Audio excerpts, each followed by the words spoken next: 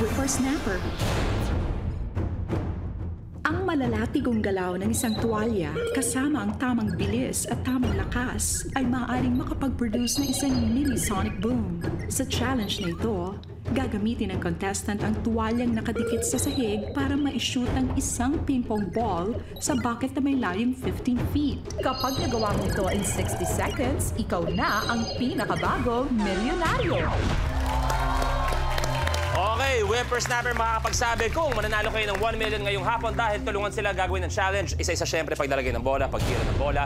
5 ping-pong ball ang kailangan yung diretsong ma-shoot sa nag-aantay na wastebasket. So para malinaw, kung sakali man tumama sa sahig at pumasok, not counted. Good luck! Good luck! May pwesto na ako dito. Mga Pitamen, you have a minute to win it.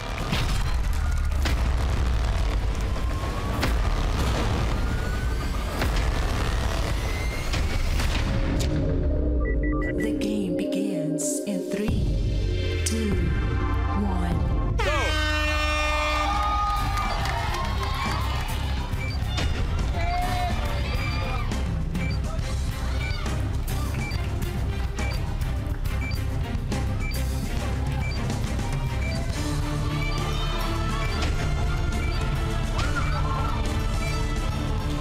Seconds.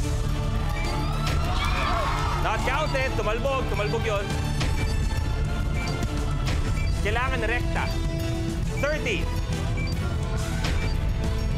Yun. Sayang.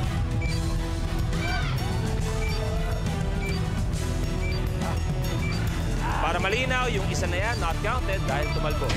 15 seconds.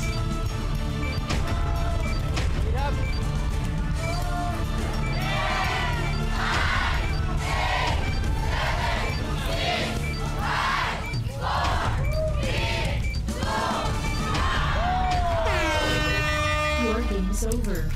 Time is up!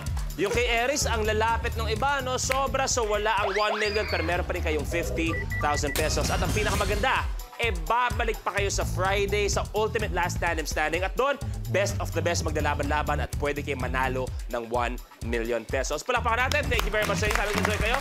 Players, Long, Negi. Yeah, mga bida ma. At syempre, maraming salamat sa lahat ng kapamilya sa patuloy niyong pagtutok sa amin dahil ang gusto lang namin araw-araw, tumatawa kayo, may ngiti yung mga labi. Kaya bukas, abangan kung sino pa rin bagong dadagdag sa loob ng 60-second circle. At malay nyo, makuha ang 1 million pesos dito lang sa pinaka-favorite ng buong Pilipinas. A minute to win it, Last Tandem Standing.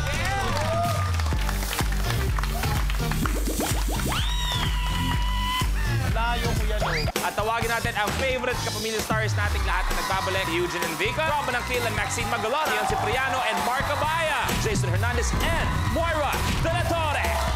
Go! Konti na lang kay Rob. Hayop